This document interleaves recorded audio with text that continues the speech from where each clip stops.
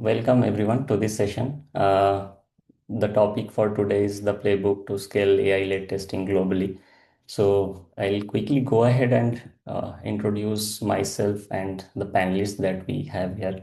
So, I am Pipas. I am from the product team at BrowserStack. I am working on one of the AI initiatives that we are working on right now. And yes, Adriana, would you like to introduce yourself? Sure. Adriana? Yeah. Yes, sure. Thanks, Vipas. So my name is Arena Treva. I am the Quality Technical Director at a company. I have more than 20 years of experience under the quality side, going through different type of frameworks, automation, and now precisely also getting into the AI world. So this is why we are here. So thank you, Vipas. So I'll quickly go over a few housekeeping items. The session will run for around 45 minutes. We'll have a dedicated Q&A at the end of the session. So all the participants are actually muted for us to have a discussion. And this is being recorded, and this recording will be shared with everyone after the session. So I'll quickly go over the agenda first. So initially, I'll hand it over to Ariadna to go over the evolution of QA process that she experienced and how the AI has been influencing some of the QA processes right now in her org. Then we'll go over the browser stack platform and the AI approach that we have. Then towards the end of the session, we'll have a demo of some of our AI agents as well. So stick around for that. So with that, I'll hand it over to you, Ariadna. I'm stopping my screen share. Perfect. Amazing. Thank you so much. Let me share my screen and let's start it. So I'm assuming that everyone can see it, right? Yes. Yeah. Perfect. Great. So, first of all, thank you everyone that is attending to this webinar. It's a pleasure for me to be here, here with the Pipas and BrowserStack people. So let's get started. What I wanted to present here on the evolution of quality from my personal experience is going through this QA journey that most of you are also walking around. So first of all, let me ask you something. There's no need that you answer it into the chat, but at least think about it. How many of you are QA engineers? How many of you are testers? Test analyst, software development engineer in test, specialist, QA architect. I don't know. How many titles can we have, right? So what I've seen during the years is that this QA role has changed on the naming side. So this market trend on changing, which are like a QA or a tester, a QA specialist, or a software development engineering test, doesn't matter how they called us. The meaning of our job is that we are seeking quality, right? We are seeking to achieve the best quality on the products and the software that we are working with, that we want to deliver to production, to clients, to customers, right? As for us, we are also users of those applications, right? You also are using mobile applications, smart TVs, right? So there's software everywhere. So it doesn't matter how the market it's calling us, or doesn't matter which title we have in the companies that we are working with. What it's really important, what really matters here is that we are seeking this quality. And this is what I wanted to focus into this presentation, how we are assuring quality in all of our journey, from the manual testing, going through the automation, and now on the AI side, right? So this is the usual journey, right? As I was saying, starting from the manual testing, going through the automation, then now onto the AI thing. So let me ask you something again, just to think about it. For sure, most of you started as a manual tester, right? In the first jobs that you were like start playing. But has any one of you just experienced some kind of testing site before starting this kind of job? Example, from my personal experience. When I was in college, I really liked to play video games. And I just realized that I found out a lot of issues playing video games. So I was stuck, I couldn't go through the usual path, something weird in the visualization. So I just noticed that, hey, I was really good on finding bugs. But still, I didn't know that this could be becoming a job, right? Because I was in college. So then, as the usual, you study, you start seeking job, you start a job, and then I started like manual testing, and again, I was playing with software, with products, and finding bugs. And at some point, it felt again really good on, hey, I'm good finding bugs. So I think that maybe this could be my job, right? Problem like 20 years ago is that in my case, being a woman in a tech world was not quite simple, right? It was quite difficult. But this is where my QA journey started, right? Another challenge that we face sometimes is that we want to grow in the professional side, right? It's not only a matter of just getting our personal experience, but also you want to go deeper, you want to go up in the organization, right? And you are seeking for new technologies now. What we are seeking now, the future of QA, right?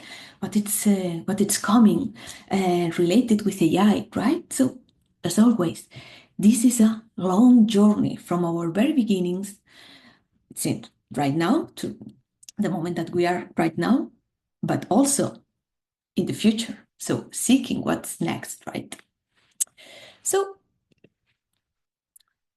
it starts from, as I was saying, from personal experience, from your early beginnings, right? What you are starting with. And then where this is where it comes with first challenges that you are facing, right? From the manual side, from the manual testing that you are dealing with the bugs that you are finding. But there are more challenges. For example, have you experienced that you were in a project working and the company, the project, your team members didn't believe in QA? So, in the past maybe 2 years, I faced a lot of companies that were not believing in QA. So they get rid of the QA teams and departments. And now they are realizing that, oh, maybe we just need them because the product that was delivered into production, into customers, client, to us as a user, right, were not good enough, right? So this is another challenge that we are facing, to being like rejected by companies, the market, other roles. It's another challenge that we need to face and we need to learn about it. Another challenge that could happen to you is that development team is not accepting your bugs. This is another thing. So you are like finding a lot of things, a lot of bugs, you're reporting it, you are fully documenting it, and at some point, some engineers that needs to fix them are saying, no, this is not a bug, this is what it is, right? Again, another challenge that you are facing. How can we go through this, that it's not correct, those bugs, that we need to assure the quality of the product, the software that we are like helping on releasing, right? Another challenge with QA, it's always bottleneck, right? We are always bottlenecks. Well, we need to deal with that. We need to face it and learn how we can adapt it and how we can go deeper, how we can go faster. But it doesn't mean that we are like the main responsible of doing that. What I just realized it is that Uh, in the past, yeah, in the past year, the projects, the teams realized that this is a team action. QA is not only relying on the QA engineers, it's also relying on the whole team. And this is really, really important as the team is like a unique wheel that it's running, and all of us are running. So, from my personal experience, I would say that from any challenge that you uh, that you suffered, there's always a lesson to be learned. There's always a way to find the deadline, a way to find like the solution, a way or to find like doing things properly, changing. Because by the end, this is like your passion. It's finding your journey on the passion of quality. This is why you are here. This is why you are, most of you QAs, seeking for quality. So let's recap a bit. We started as a manual testers. Then we learn on how can we just do something to avoid repetitive tasks, right? So we started learning automation frameworks, automation languages. So we just made our lives easier, right? Just automating things. But then another change in the market, which was like AI. A couple of years ago, the AI world started to just sounding around, right? Everybody was needing AI. I remember, as I was saying, like a couple of years ago, in a company saying like, "Hey guys, we need to do something with AI," because AI was the word that was like being around in technology, right? So you need to do something with AI. See, uh, what we can do. Yeah, because there's a lot of predictive testing, visual validation, LLMs. When the LLMs started to being like a public ChatGPT, all of this kind of AI things. So we need to have starting to surf the wave, right, of AI, be one of the AI experts. But how can we feed AI in our QA processes, right? How we can learn to do that. So I'm sorry. No, my friend, this is not how it works. We can't do what we don't know. So we need to evaluate it first, right? So even that there is a lot of options for using AI, like predictive testing, using natural language to write the test, using ChatGPT to help us on creating a presentation like this one. I used it, yes, because it's another tool for me. So still, there are some challenges and risks. There's still a lot of discussions right now that are happening related with ethics of AI, right? So still, this is an area that it's not clear enough for everyone. And we need to learn how we can fit AI in our own processes. So, question here is, okay, that's good, but how we can start with AI in testing, right? Well, for me, those are like the questions that we need to answer first in order to, before start using AI. The first question is what we need. What is the need or the desire that we want to achieve? It's a real need. Do we need it to be using that? Well, maybe yes. What's the need? Maybe the need is like speed things up, speed our process, right? Okay, perfect. We have the need. That's the need. How? How are we going to do that? Are we going to use an LLM? Are we going to use a tool from another company? How are we going to do that?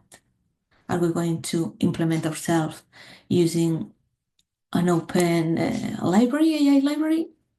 And no, we need to decide that, right? The where. So where are we going to do that? Are we going to do it in our own product architecture? Are we going to do a POC? Where are we going to start using this AI? The when. Is this something that is going to be done right now?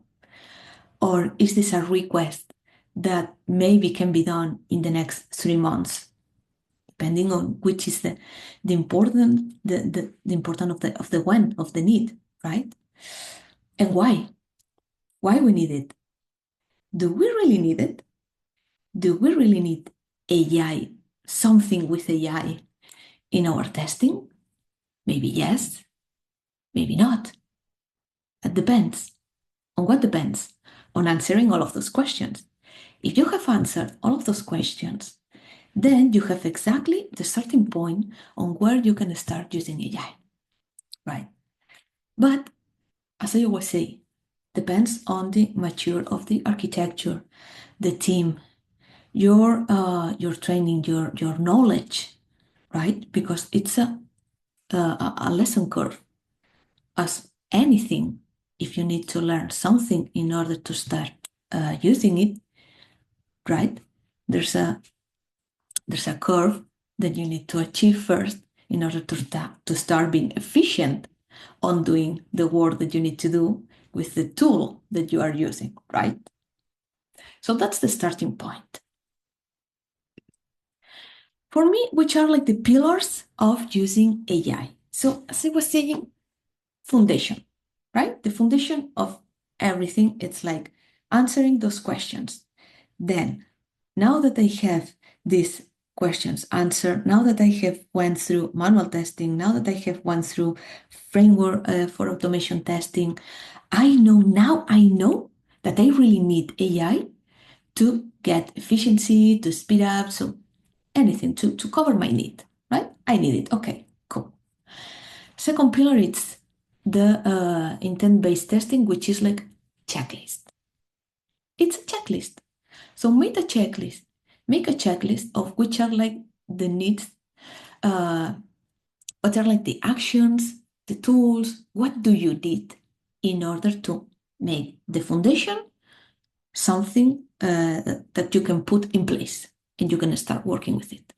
Maybe you need, first of all, trainings, right? Learn on how to do this. Put it into a checklist. Once you have the clear idea of what you want to do, now put in a checklist what are the actions that you need to do in order to achieve it. The third pillar is for me what I call it the AI moments. So AI moments is that in this QA journey that I was mentioned, you have evaluated how you can test it and which way you have started putting everything in place. You have started using AI, right? But AI is super efficient in one of the parts of this journey. For example, in a release cycle, when you prepare a test strategy, when you are like applying your testing phase in some of the parts of this release cycle, right? There is one particular moment where applying AI, it's the most efficient way. It's the most, it's the part where you're speeding things up. It's the best part. So this is where AI, it's going to be really useful for you in all of this journey, in all of this release cycle, in all of this test strategy that you have planned. This is for me the AI moment when really AI, it's helping you. And of course, after you have all of this already in place, then let's go scaling. Let's see what we can improve, where we can spread it up into the rest of the processes.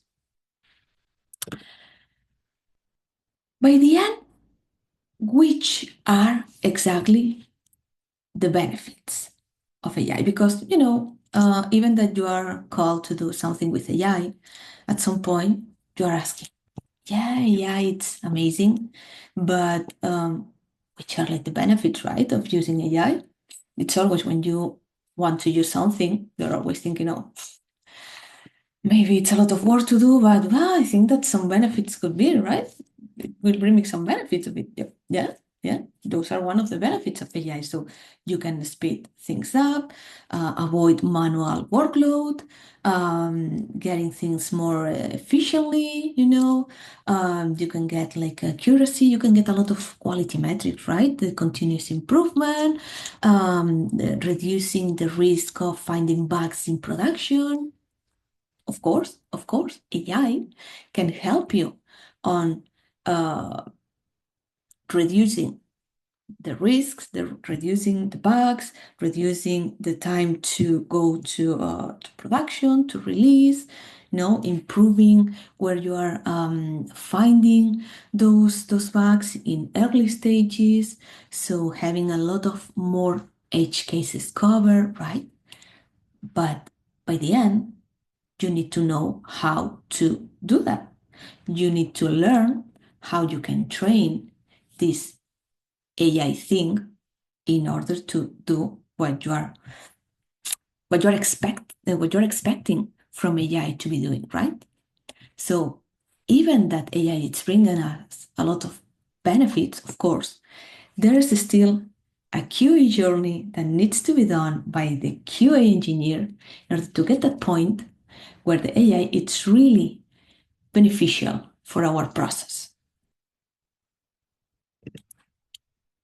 So, for example, what we are seeking with speed, right? What we are seeking with using AI to speed things up. Well, what we want is to get faster and reliable test cycles, right? Yeah, that's amazing. That's what we want to achieve. But what about automatical adjustments, reducing the preparation time of performing the test plan or start executing the test? Of course, this is something that can speed things up. But you need to ask yourself one thing, is that, is the automation framework that I already have in place, it's not doing this already? Then why do I need AI, right? Real-time feedback, early error detection. If my algorithm in AI is detecting me 1 million bugs, how are we going to manage it? It's amazing that your AI algorithm it's finding you 1 million bugs. And then what? What are you going to do with all of the 1 million bugs? So maybe was not the moment to start using AI.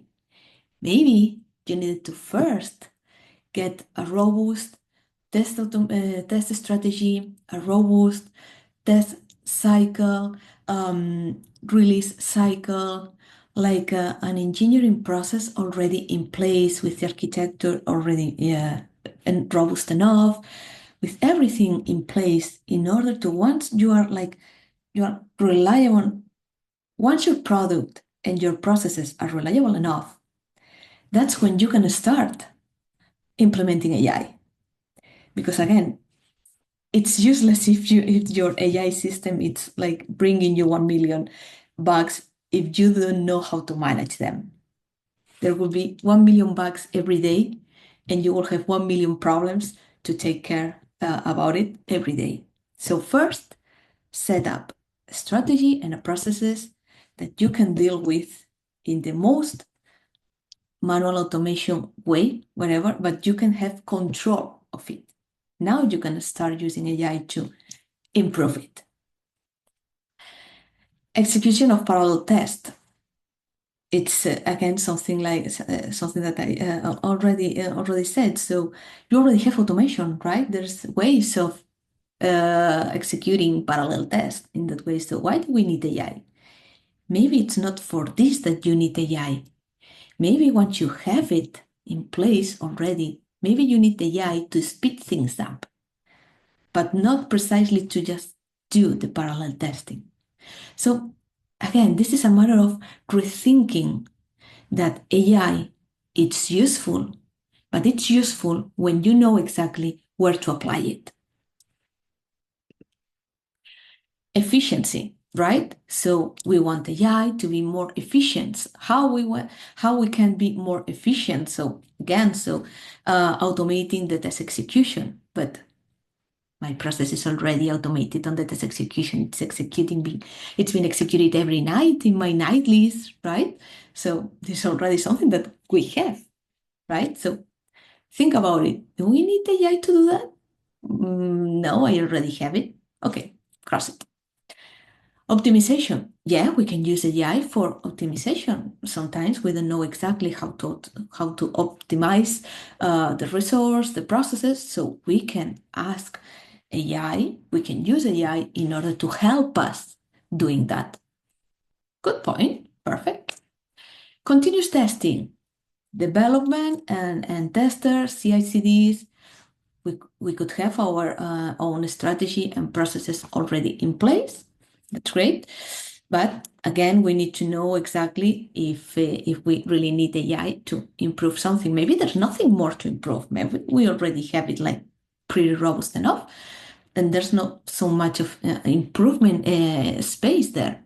We can seek other areas where we can use AI to improve it, right? The reduction of workload, for example. Yeah, we can do that. We can reduce the manual effort. We are using already the automation for the avoiding the repetitive task. Maybe what we can do is AI, using AI in order to speed things up on the automation part. Maybe it can work on writing the automation test for a specific framework, for a specific language. So for this, AI could help us, of course. So by the end, what we need is answer the previous questions that I have mentioned, and knowing exactly where we can start using AI, where we can start putting our effort on bringing an AI in which part of our test plan, test strategy, release cycle. Impact. This is really important, at least from my own experience. So by the end, what we want when we use AI, which is like the impact that it's making by using the AI, right? So for example, error reduction, what I call it plan, divide and conquer, right? What I want, it's like, okay, I have my strategy. What I want is like avoiding any kind of error that could happen in all of this strategy that I have in place. So I want to use AI in order to reduce any kind of error. So let's try to code it like in divide it in stages and see how can I use AI in order to achieve the better results. AI is super good for predictive analysis, for example, trying to detect the possible bugs in the most weak areas, critical areas. So we can use AI for specific areas that we know as the QAs, which are like the areas, the flows, critical flows that we want to take more carefully and see if there's any type of error. So we can use AI in order to predict this kind of errors. We can bring information to the AI algorithm in order to provide it all the possible information and allowing it to predict which kind of bugs could happen in those areas. The precision mode, what I call it, is like ensuring that tests are up to date. If there is any change on development, what we want is that our tests don't being updated every time manually, right? What we don't want is that every night, every morning that we go and see the night list and there have been a lot of failures, a lot of failing tests because some change in development side was made, right? We can use AI precisely in order to update directly those tests for those areas that could have any change from the development side, and not just spending a lot of time trying to see what was changed.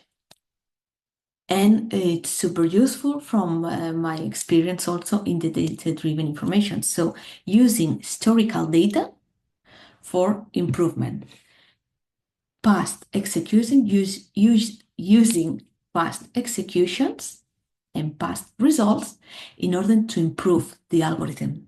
So all those executions, requirements, all of the historical data that we can have as from the testing side, we can just reuse it into the AI algorithms to improve it. So bringing more data, more information to the algorithm, it will bring us better results.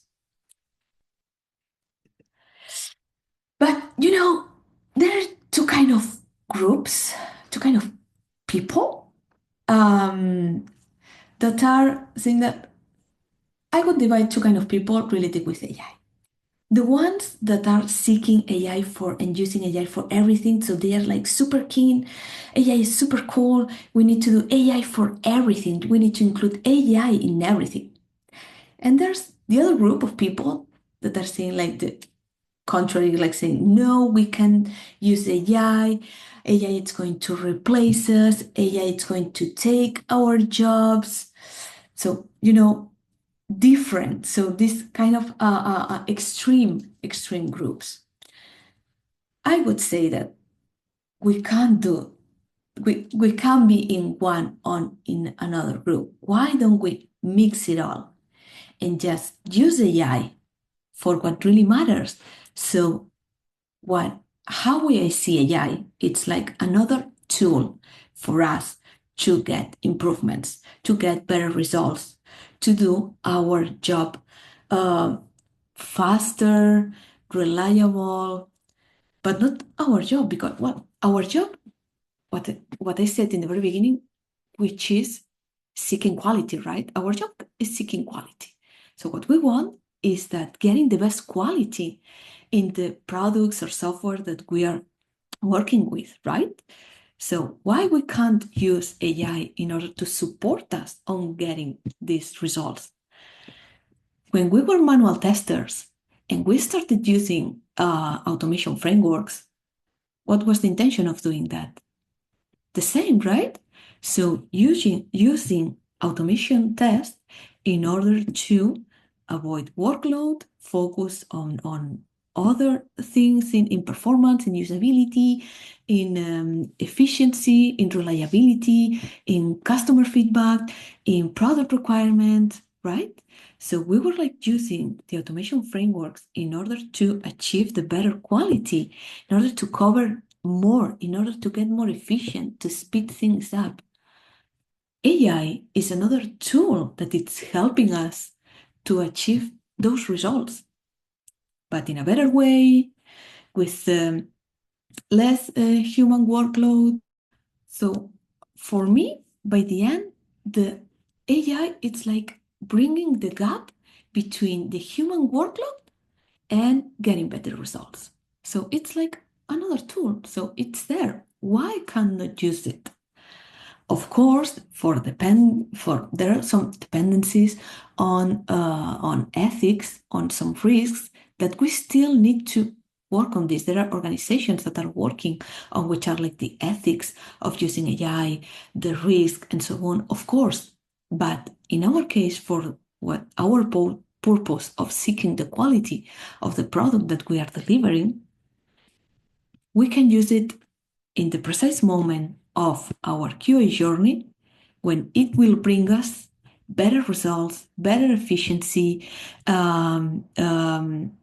speed things up. But be careful, always be careful to not introduce biases. So this is something that we also need to deal with it when we are using AI. So even that AI is super cool, still needs the human final approval because even that the AI is writing you test cases, by the end, you need to double check it that everything it's as expected, that there are no biases, that there are no kind of errors on getting a test case, an edge case that doesn't relate at all on the work that you are doing, So even that AI it's another tool, there's always a small human work that needs to be done in order to, hey, sign it off, approved. So by the end, AI benefits, starting with it, how we can include it into the test strategy, into our QA journey, right? What I would say the most relevant phrase for me could be like, make your test strategy as much reliable as possible. How can you do that? Using AI or not? Maybe. Maybe yes, maybe not. What is really important is that your test strategy is reliable enough. Okay? So I completely advise you to keep learning, keep adapting, evaluate if AI is beneficial for your process, respond those questions that I have mentioned, the what, how, when, where, and why. See where you can fit AI into your QA processes.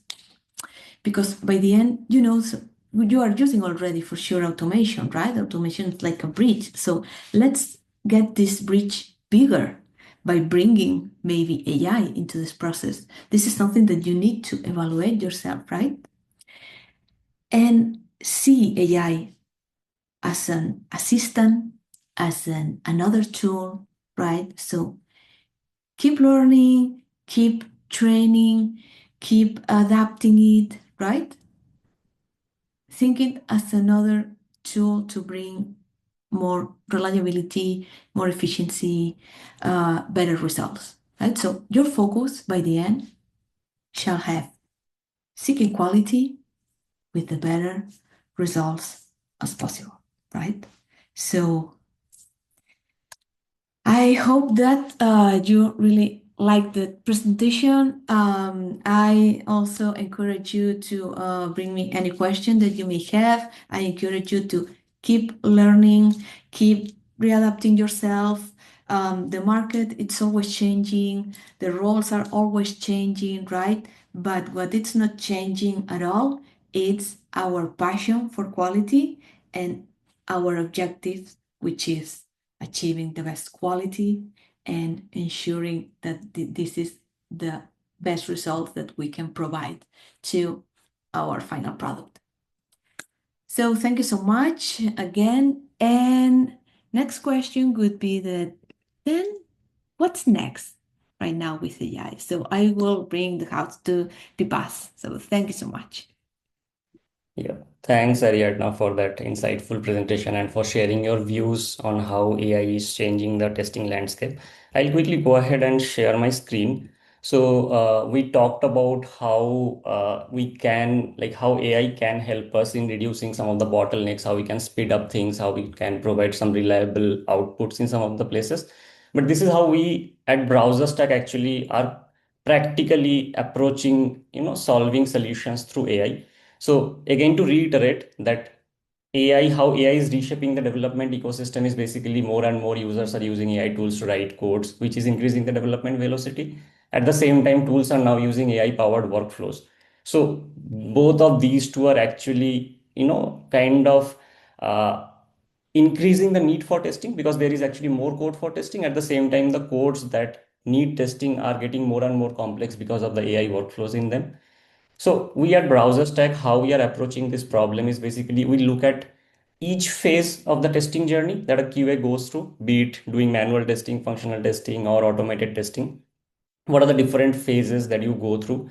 And we are kind of trying to figure out that how AI can actually help in each of these processes. So we try to figure out what are the jobs that you perform. And at the same time, with the current state of AI, with the current level of accuracy and current level of reliability that we have, what are some of the processes that actually AI could automate or AI could help you, as an assistant. So based on that analysis, what we did is we have come up with a suite of AI agents that we have. So just to name a few, we have a test case generator agent, we have a AI powered low code authoring agent where you can just provide your objective as input and see the agents do its work. So you can share your interest on which of these agents you are interested in, and our team would be happy to show you the demo. Again, going back to the different agents that we have, so there is another use case that Ariadna quickly touched upon is basically having those healing mechanisms built into the process where, let's say, if your app changes, how we can detect that and automatically fix some of the issues during runtime. So we'll have a demo session now for some of these agents, but before we go there, we'll just quickly go through few of the questions that have been asked on the chat. So I'll quickly open up this.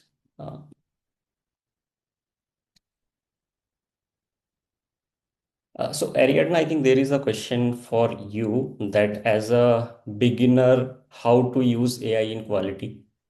If you could answer that with some real life examples. Yeah, sure. So yeah, it's one of the main questions that brings it up. How can I start using, right? So I mean a beginner in AI. So there's a lot of documentation, of course, in the website. You're gonna start seeking maybe some experts in QA with AI. So maybe they can bring you your specifics, how you can start with it, because it depends on which is like the type of work that you are doing. If you are like if you want to start using AI for training yourself, if you want to start using AI for some personal project, or if you want to start using AI in the company, in the work that you are doing. So for example, for sure you have been using ChatGPT, right? So you already started using AI. That's the first thing. So the easiest part is like start writing the test, right? So one of the first things that I could think of, start writing the test. How can I start writing the test? I recommend that if you are in a company that has some kind of LLM, that has some company, if you're a company like Google Enterprise or something like that, some kind of account that has some Google LLM, AWS, whatever, you can start using those LLMs to train an algorithm. Um, Start, for example, training yourself on how to write the correct sentences to train the algorithm. So, for example, you want to start writing test case automation for one framework, for another. I'm just thinking that in fact you could also start using even ChatGPT if you don't have another LLM. You can start using ChatGPT on practicing yourself on, hey, I want to write test cases for, I don't know, login page, right? So I have those fields and I want you to generate me some test cases and edge cases, right? So you can train yourself by this way on start using um, defining and redefining the proper information that you are giving to the algorithm in order to just accommodate the responses that you are getting. So yeah, I would say that there's different type of starting points, but the easiest one should be like start doing this with ChatGPT, for example, if you don't have an LLM dedicated into the company, and seek advice from experts in the QA AI side, because there are a lot of, in LinkedIn, there are a lot of QA AI experts that can help you for sure. I think we'll quickly take another question. So another question is how to convince stakeholders to consider AI in the workplace. Not only stakeholders sometimes, it's also the engineers, right? Um, Demoing. It's a demo. It's showcasing. What I just realized is that showcasing them the benefits of using AI, reducing the cost of wasting time, reducing the time that you're expending on manual testing or automation testing. But sometimes it's not a matter of just a slide saying that, hey, you're going to be reduced the time, the amount of time that we are going to spend, or better, time to market. Sometimes it's that, yeah, words are really good, but I need facts. I need something that I can see, right? So most of the time it's like showing them by a proof of concept, really easy proof of concept that, hey, can you see this? Well, It's executing in 2 seconds, and it's just bringing us, save us like 2 hours of work. I would say that this is the better way to convince um, anyone to approve it. Yeah, I think at the same time, sharing success stories of how other teams or other projects actually benefited from that helps. So with that, I think I'll quickly hand it over to Anirudh and Pratik for the demo of some of our agents. At the same time, Ariadna, I think there are a few questions on the chat box. I think you can take those up separately as well and respond accordingly. Yeah, perfect. Okay. Anirudh and Pratik, over to you. Yeah, thank you so much. Also, hello everyone. My name is Anirudh. I'm a customer engineer working with BrowserStack, and I'll be demoing some of the AI agents that we have. Pippa's also mentioned, right? We have around 20 plus different AI agents. Obviously, we don't have realistically enough time to showcase all of them, but then I'll try to maybe showcase a few of them that we think that you might find interesting, and some agents that actually are helpful when it comes to catering towards the different, parts of the software developer lifecycle.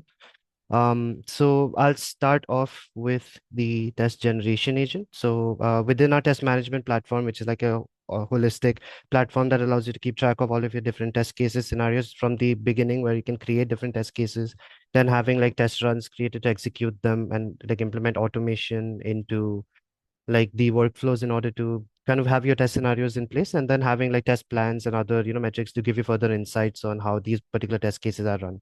As a platform by itself, it works really well, but then implementing AI into this kind of workflow allows you to also speed up your existing workflow and also allowing you to have better coverage across your different testing scenarios. And one of the easiest way and the most straightforward ways to do that is by bulk generating test cases with the help of our test case generation agent. So with a simple button click, you get access to a test import module where you can just upload a particular requirement, whether they are a project requirement document, whether it's a Jira ticket, Confluence doc, Azure DevOps ticket, a Figma project, or other, different types of documents or like, linked requirements that you can add. So for the purpose of this demo, I'll just upload a very simple document really quickly and just go ahead and add that. Um, while the AI is also generating, I'll maybe walk you through this document as well, just so that you can see what are the different things that the AI is kind of working with. So this project requirement document just contains like an end-to-end requirement that, okay, these are the particular things I want to test, and we can generate test scenarios for that.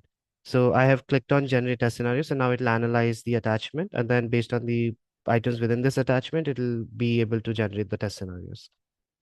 Moving on to the actual document itself, this is a very simple like e-commerce platform that has like let's say new version release that I'm planning, which is version 2.0, where like I have like an executive summary of what this particular app and testing is all about.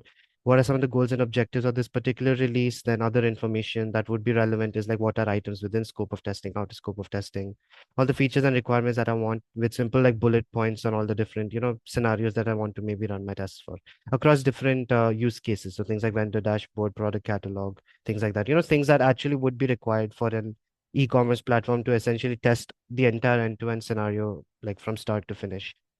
Right. So essentially, this allows me to have a very basic information that allows the AI to kind of utilize and then create the test scenarios accordingly.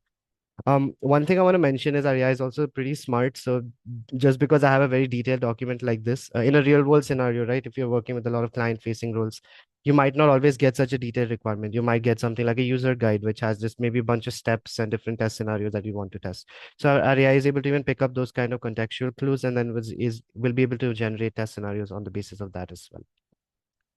So if you were to go back, so essentially what has happened here is you can see the AI has analyzed the artifacts that were there. There was no particular test scenarios inside the particular project that I just created. So that's why the repository didn't have any information to provide. But then let us say if you had existing test scenarios that you have within your repository, even those get added and used as context just to understand one, how the particular test scenarios are being generated currently on your end. And also to allow that, in case there's already a requirement that is being met with an existing test scenario, then that requirement is not repeated again with the help of the AI. So um, increase your coverage overall, and then also gives you like the different scenarios that are part of this. So we just wait for a couple more seconds for it to generate.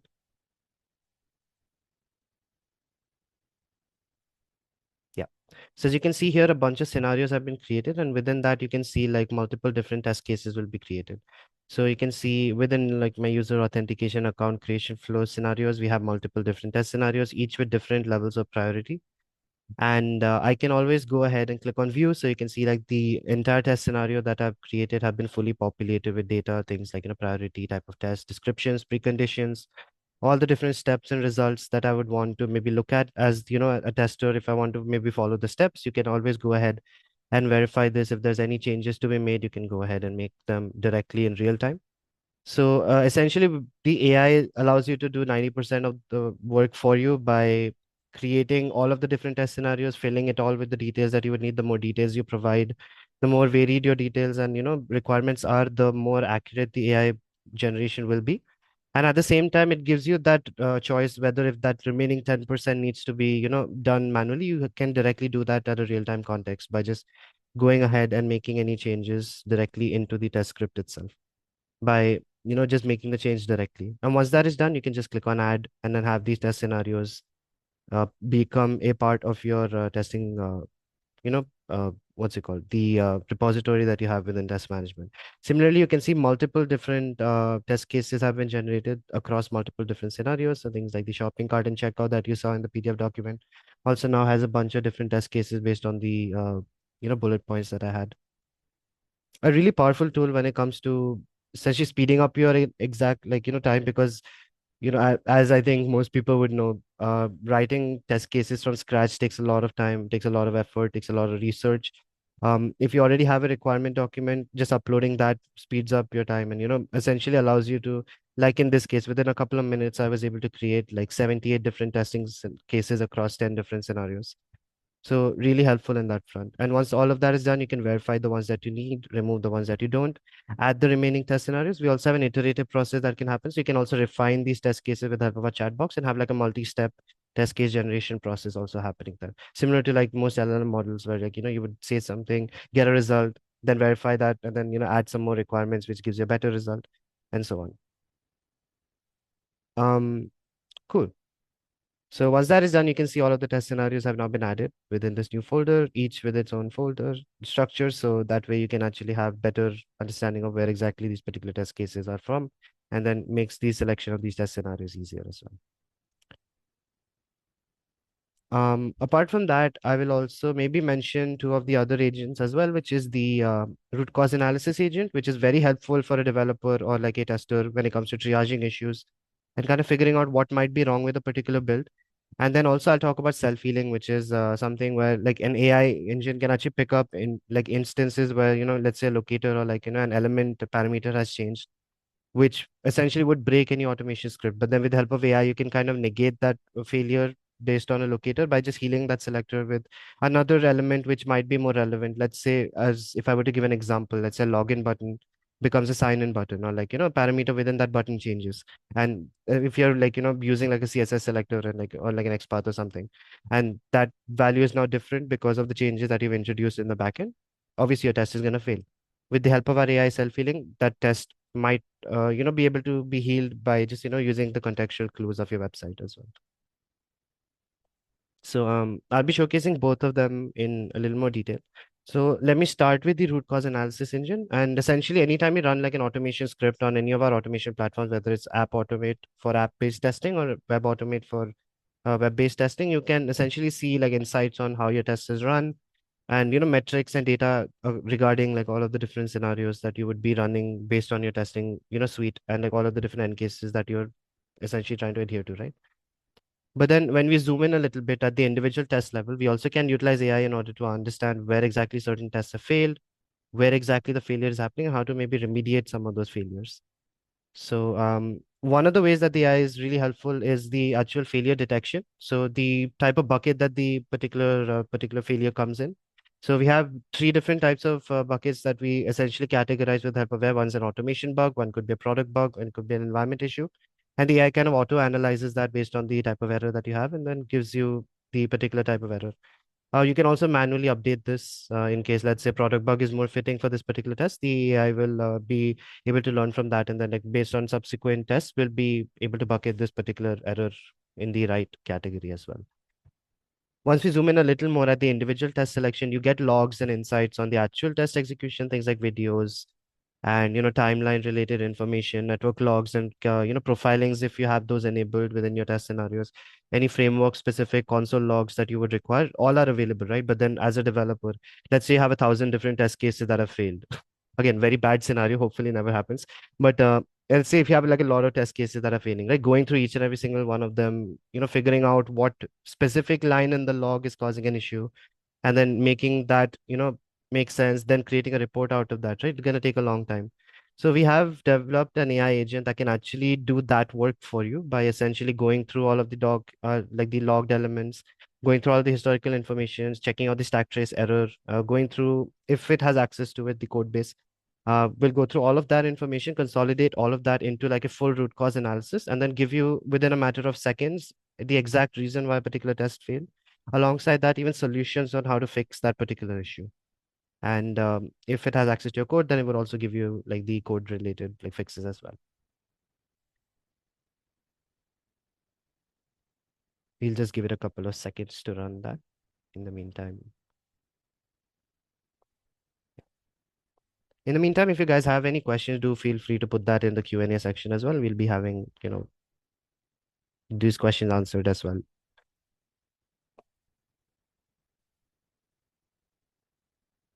Yeah. So as you can see, the particular error has been looked at. So you can see like a summary view of what exactly this particular issue was. So it's some file exist command, which is not supported for the specific browser that I'm running my test for.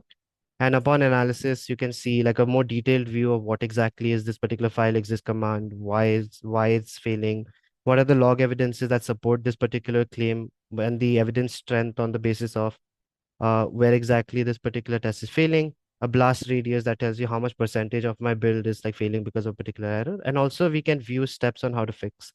So we can actually, when you click on this, you can actually see like short-term solutions on how to fix alongside like code-based, like a recommendation that you can just copy paste into your existing code base or use as a template if you have more nuances in order to, just speed up that process. Maybe 90% of the test scenarios that you would want can directly be solved using this particular like use case as well. Alongside that, you also can get like a long-term solution that you can see as well. So it really speeds up that process. You can also do this for any historical like build as well. Let's say if a previous iteration also has like an error, you can actually see like AI analysis for each iteration rather than like at a holistic point. And also it will utilize previous runs as well for the analysis as well. And anytime there's an error, you can always report that error back into your Jira, Azure, Asana, any other project management tools that you're working with by using the integration that we have built in for the different tools that we support. Similarly, we also have a self-healing agent that can also be used. So in case you'd want, you can always go ahead.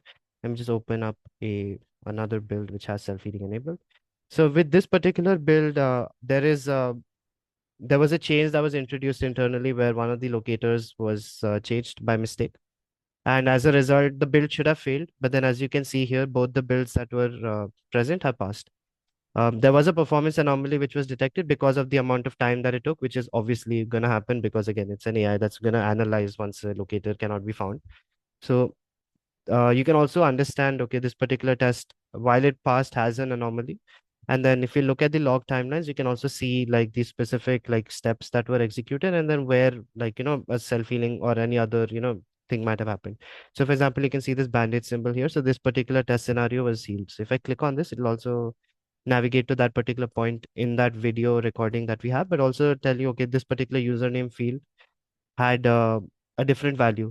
Like original value was hashtag username, which was the CSS selector, but now it's input name equal to username. So you can directly copy this value and then paste it back in your script to heal the selector and then ensure that the next iteration of your test runs don't fail because of this particular locator issue. So very helpful for like, small scale changes or, maybe those kind of changes that maybe go under the radar because let's say login button becomes a sign in button, right? Visually, they might look the same. So it might be very easy for a developer when they're writing the automation scripts or maybe updating it for the new UI to maybe miss out on that. So definitely very helpful tool for that front. Yeah. And the last agent that I wanted to maybe discuss, um, is the low code authoring agent. So we have two ways of, automating like test scenarios with low code. One of them is at a holistic test scenario level. So that can be done with the help of the automate test with AI button over here. So essentially writing a test name, adding a description, preconditions, and all the steps needed to perform in the expected test outputs.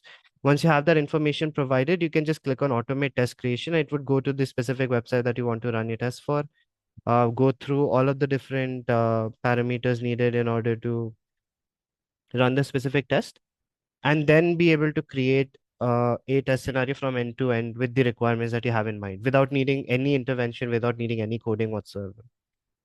You can also do it at a more staggered scale as well during a test case creation. So this is a low-code automation platform, which, as the name suggests, is a platform that allows you with like minimal to low coding, allowing you to create an automation script. Very helpful for manual testers who are maybe dipping their feet into automation. Very good for maybe automating some of those very annoying use cases which require like repeated interaction over like a course of like a long time essentially. So those kind of like annoying test cases also you can create using our local automation platform. So with this e-commerce platform, for example, I'll make a very basic like check-in, like checkout scenario where I'm just, writing in my password. You can see as I'm writing these steps and implementing them, all of these interactions are being recorded into my test scenario. So this is the essential, very basic workflow that we have for low-code automation, which is a record and playback feature. But let us say you want to speed up this process even further, right? You already have an automation script that can be used using record and playback. We also have a set of multiple different other use cases that are present, but then we also have AI that can also help you with certain nuanced use cases. A very simple example would be in this particular page. So we have two things here. One of them is an order summary page, which I can utilize. And then we also have a shipping address page over here. So let me say that we have a requirement where I want to first validate whether the total price of this particular order summary is correct. So like based on all the elements that I buy. So we might be working with dynamic elements here, just randomly selecting specific elements. So we want to verify whether the elements selected are, giving the total correct sum over here. So I can just write a very basic prompt like validate whether the total price is accurate. Then click on perform. And so essentially what will happen here is the AI will analyze the DOM elements that are present within this particular page, go through the relevant elements, interact with those elements based on the prompt that you provided, and then give you a result on the basis of that. This is a validation type prompt, so it gave a pass or a fail. So you can actually see if we click on view AI thoughts, what actually happened. So yeah, the AI essentially added the individual prices together and then checked whether the display total matched the calculated sum, which it did, and hence it gave a pass. So very easy to basically utilize this particular use case. Apart from that, you can also fill in like form-based. So just one second.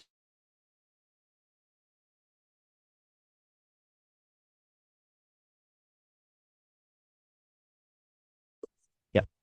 Sorry about that. Someone was at the door. Apart from that, you can also utilize AI in order to do like multi-step directives and, let's say constrain data inputs and things like that as well. So we can use the shipping address form as an example.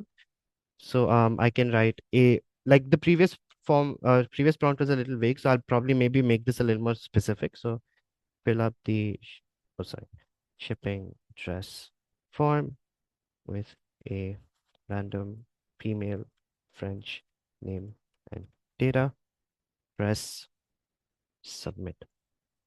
So essentially what is happening here is one, I'm having a very specific type of input, which is a random female French name and data. So obviously the first name and last name address, all of that information should adhere to that specific format that I mentioned. And also I'm going to press submit, which is another like step within like, which is outside the scope of the shipping address form. And then I'm going to click on perform. So this is a little more specific in terms of nuance, but then let's see how the AI handles it. And so with the input type prompt or with like a multi-step prompt, an action type prompt, the AI will actually once again analyze the DOM elements, go through the different, like different elements. And then as you can see here, and my hands are up in the air, so you know that there's no funny business going on. The AI is actually gonna interact with the page and also implement the different steps that you are recommending with the help of your prompt. And like very easily, it was able to fill up the form. It was also able to click on like press submit, and as you can see, multi-step, something that would have taken you a couple of minutes to essentially record and play back, maybe, change input types, can simply be done with the help of like a two-liner AI prompt. And that's the kind of value that we are providing, or at least, helping you speed up that kind of workflow and also increasing your coverage just to make sure that your test scenarios are also a lot more nuanced and a lot more easier to maintain. One other thing is whenever you're using like an AI step with low-code automation, the DOM, scan happens each and every single time. So let's say within like a future version release, my shipping address form might have, let's say, a phone number field or like an email address field. So even that will be added and like, will be able to be handled without needing to make any changes into the prompt. So easier ways to maintain your test scenarios using AI as well. But I think, yeah, that pretty much covers everything that I had to showcase. I'll maybe hand the stage back to Vipas for the rest of the demonstration. Thank you. Yeah. And you can join our Discord community. We have thousands of members there. It's a QA community where you can discuss your issues. You can basically get insights about some of the upcoming products or some of the upcoming features that are coming up on the BrowserStack platform.